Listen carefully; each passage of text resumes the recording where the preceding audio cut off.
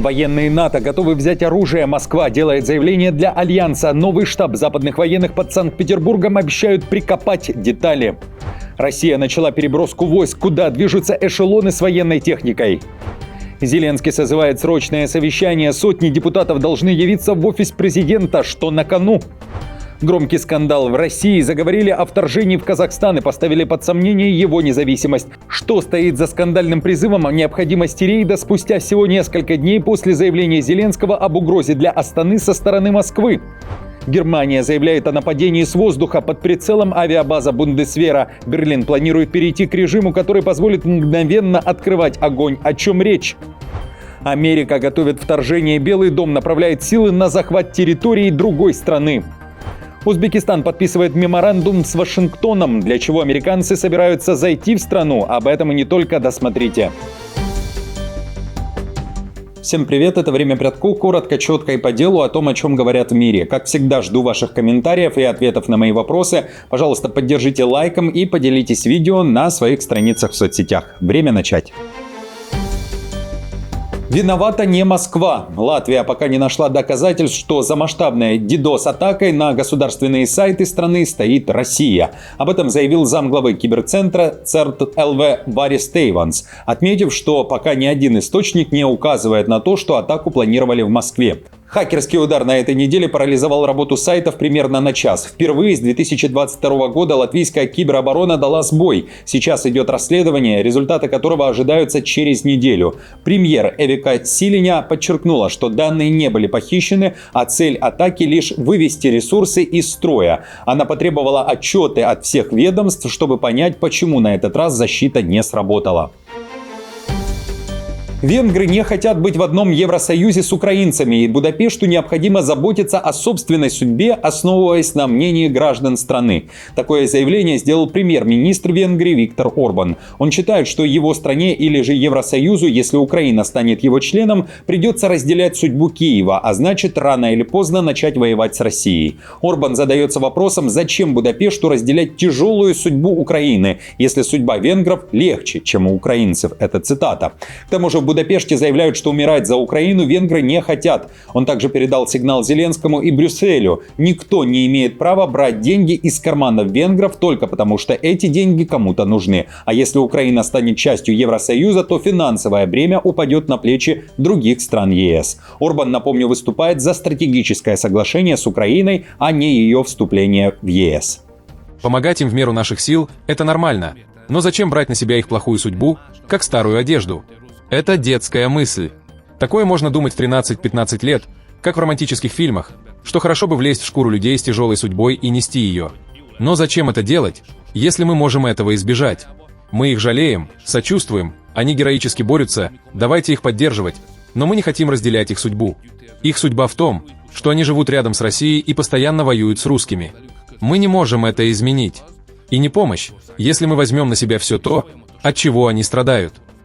Напомню, Зеленский накануне признал большие проблемы с Венгрией. Он отверг идею Орбана о стратегическом партнерстве и заявил, что никто не может блокировать вступление Украины в Европейский Союз, поскольку это желание самой страны и воля Европы.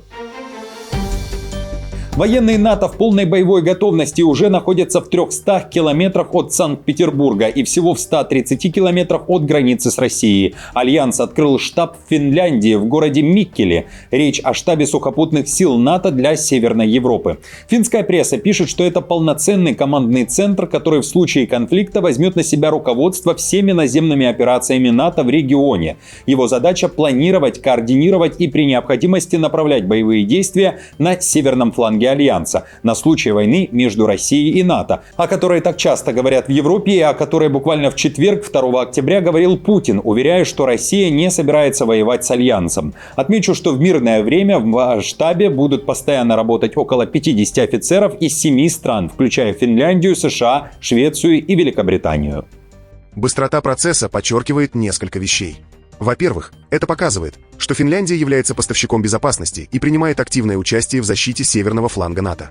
Во-вторых, это показывает, что Финляндии и нашему опыту высоко доверяют и ценят его в Альянсе. В-третьих, все это показывает, что НАТО полностью привержено защите северного направления и готово быстро действовать при необходимости.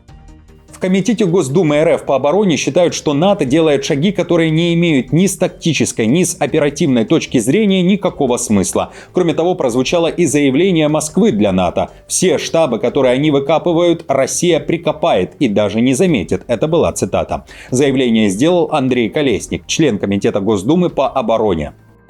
Это демонстративная история, которая показывает намерения Запада и свидетельствует о том, что они не боятся размещать штаб рядом с Россией. Они делают такие вещи, которые ни с тактической, ни с оперативной точки зрения не имеют смысла. Все эти штабы, которые они выкапывают, мы в конце концов просто прикопаем и даже не заметим, что они были. Финляндии не надо разжигать войну там, где ее быть не должно. Отмечу, что накануне Россия в Ленинградской области начала и переброску войск, а синт-каналы публикуют видео передвижения военной техники и сообщают, что техника транспортируется гражданской дочерней компанией РЖД на обычных вагонах по узлу Санкт-Петербург-Псков в направлении Эстонии и Латвии. Германия заявляет о новом вторжении в ее воздушное пространство. Речь о дронах, которые на этот раз прорвались в небо над секретной базой Бундесвера Эрдинг. Немецкая пресса пишет, что перед тем, как парализовать аэропорт Мюнхена, первые беспилотники были замечены точно над военным объектом, над инновационным центром Бундесвера, где тестируются дроны и ведутся разработки для обороны будущего. Как выяснила Бильд, размах крыльев дронов, по свидетельствам очевидцев, составлял от 60 сантиметров до 1 метра. Первые сообщения поступили от нескольких свидетелей в Эрдинге под городом Мюнхен, а затем в самом аэропорту, который находится примерно в 8 километрах по прямой. Германия после этих инцидентов планирует перейти к режиму, который позволит мгновенно брать в руки оружие и открывать огонь. В Берлине звучит главное слово «сбивать». Министр внутренних дел Александр Добринт заявил, что в стране готовятся изменения, которые позволят поднимать по тревоге военных для удара по целям в небе. Поэтому в ближайшие недели я представлю новый закон о безопасности авиации, который позволит нам запрашивать поддержку вооруженных сил в рамках административной помощи. Закон о безопасности авиации обеспечит возможность использования вооруженных сил в рамках административной помощи для предотвращения опасности. Дроны ВСУ атаковали Сочи сразу после выступления Путина на Валдае. Всего через полчаса после окончания 4-часового выступления Путина на пленарной сессии клуба «Валдай» юг России стал красным из-за воздушной тревоги. Около 22:30 2 октября в четверг была объявлена тревога. Закрыты аэропорты Сочи и Геленджика. Системы ПВО открыли огонь над Черным морем. Жители сообщали о взрывах и звуках сирен. На федеральной территории Сириус ввели режим повышенной готовности и призвали людей укрыться. Об этом со ссылкой на главу этой территории Дмитрия Плишкина пишет издание Moscow Times. Авторы и подчеркивают то, что ударные беспилотники летели на город тогда, когда там находился Путин. Беспилотники появились почти сразу после того, как Путин со сцены заявил, что Россия воюет не с Украиной, а со всем блоком НАТО.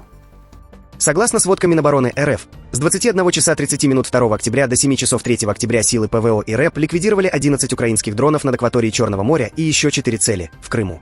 Опасность беспилотников в Сириусе и Сочи сняли примерно через 30-40 минут после начала налета дронов ВСУ. При этом ограничения в аэропортах Сочи и Геленджика длились 7 часов.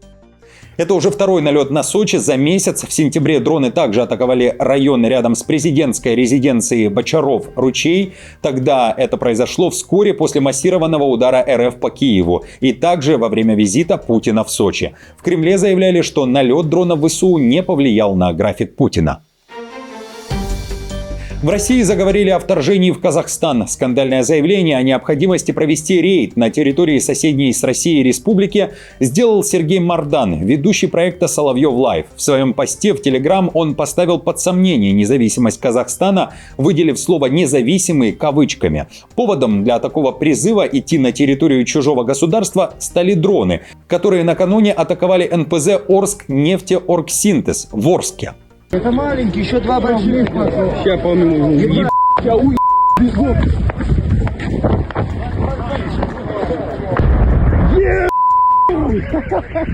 Мардан считает, что украинские беспилотники не способны преодолеть такое расстояние от Украины, а потому, скорее всего, запускались из Казахстана, до границы которого от российского Орска всего несколько десятков километров. Атакован дронами Орский НПЗ. Расстояние от украинской границы до Орска 1400 километров. Совершенно очевидно, что дроны запускались с территории Казахстана. Отсюда вопрос. Не пора ли провести рейд на территорию независимого Казахстана с целью устранить угрозы национальной безопасности России? Лучше всего сразу зачистку в Астане провести.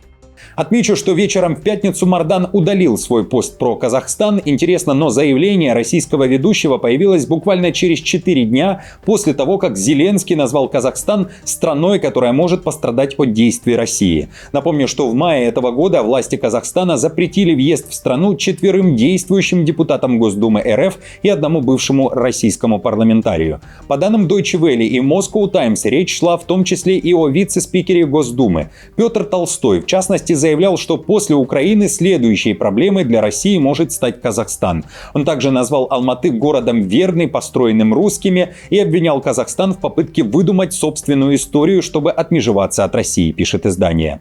Несколько дней назад, друзья, вы реагировали под моим видео на заявление Зеленского о Казахстане. Тогда одним из популярных стал такой ответ, цитирую: «Добрый день. Казахстан – толерантное государство, мы за мир и братство. Хотелось бы, чтобы некоторые, решая свои проблемы, не провоцировали других. Кто-то спит и видит, как бы втянуть соседей в бойню. Берегите себя и свой народ».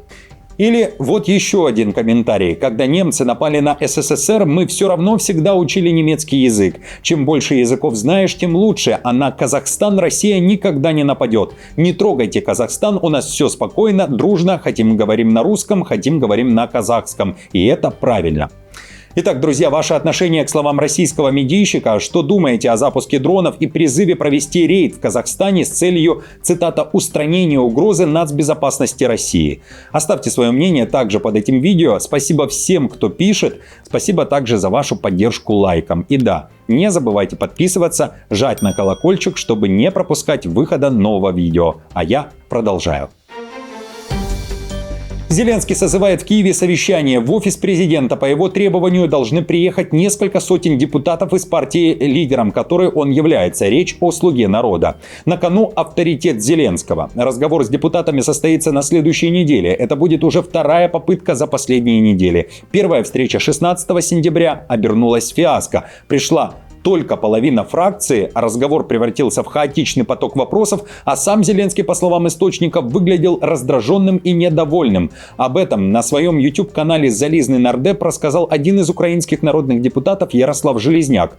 Тогда же о провале писали и западные СМИ, подчеркнув, что у Зеленского начинаются проблемы даже со своей собственной партией. По словам Железняка, точная повестка скрывается, но Зеленский точно не собирает своих депутатов, чтобы объединить их вокруг некой идеи и двигаться вместе и дальше. Также на встрече вряд ли будут обсуждать кадровые перестановки или же бюджет страны. Истинная причина, считает Железняк, другая. Это попытка ответить на медийные удары, которые нанесли публикации в западной прессе после сентябрьского провала. Итак, настал момент сказать, зачем собирается это сборище и почему так срочно. Этот вариант, мне кажется, довольно очевиден. Это нужно, чтобы показать всем остальным, в том числе внутренним и внешним СМИ, которые наговаривают на Ермака и Зеленского, что депутаты приходят и слушают его. Это не конспирология, а единственная правильная причина. Вариант 4 в этой викторине был очевидно верным. США вступили в войну. Трамп решил, что Америка вовлечена в формальный вооруженный конфликт с наркокартелями Венесуэлы, которые его команда объявила террористическими организациями, и что подозреваемые контрабандисты для таких групп являются незаконными комбатантами. Об этом пишет Нью-Йорк Таймс, ссылаясь на конфиденциальное уведомление Конгрессу, которое благодаря источникам получило и издание. Шаг Трампа по официальному признанию своей кампании против наркокартелей активным вооруженным конфликтом означает, что он закрепляет свое право на чрезвычайные полномочия военного времени, заявили юридические эксперты. В вооруженном конфликте, как он определяется международным правом, страна может законно убивать вражеских бойцов даже в том случае, если они не представляют угрозы, содержать их в неограниченном заключении без суда и преследовать их в военных судах. А вот издание Washington Examiner пишет, что развертывание войск США у берегов Венесуэлы указывает на подготовку к операции по захвату территорий. Америка готовит вторжение. Фактически, как стало известно Washington Examiner, военные планировщики полагают, что собранных сил уже достаточно, чтобы захватить и удерживать ключевые стратегические объекты, такие как порты и аэродромы на территории Венесуэлы. Некоторые детали не публикуются по соображениям национальной безопасности. Контроль США над такими объектами позволил бы обеспечить долговременное и устойчивое проецирование американской военной мощи вглубь Венесуэлы с защищенных позиций. Издание уточняет, что операции по захвату территории окажут серьезнейшее давление на власть Николаса Мадуро, который уже стал основной целью этих действий США. При этом в Белом доме накануне сделали сенсационное заявление. Из-за остановки работы правительства, то есть из-за шатдауна, практически 1,5 миллиона американских военных сидят без зарплаты, и семьи военных уже обращаются за продовольственной помощью из-за финансовых трудностей. Это слова пресс-секретаря Белого дома Кэролайн Ливит. Американцы заходят в Узбекистан. Американская компания «Гульф» готовит масштабный проект до 100 автозаправочных станций во всех регионах страны. О планах заявил министр энергетики Журабек Мирзамахмудов. Стоимость инициативы оценивается примерно в $100 миллионов, а партнером выступит госкомпания «Узбекнефтегаз». Заправки планируют разместить вдоль ключевых магистралей и трасс, развивая придорожную инфраструктуру. Топливо будут закупать на внутренней бирже и по импорту без особых привилегий или прямых поставок. Меморандум уже подписан, и проект будет полностью реализован иностранным инвестором. Друзья, на этом все. Спасибо вам большое за поддержку лайком, за поддержку комментарием. Спасибо, что каждый день со мной. Делитесь моим видео на страницах в соцсетях, оставляйте лайки и комментарии. Для меня это очень важно и ценно. Напомню, что новости за неделю собраны в плейлист. Переходите и смотрите. До встречи.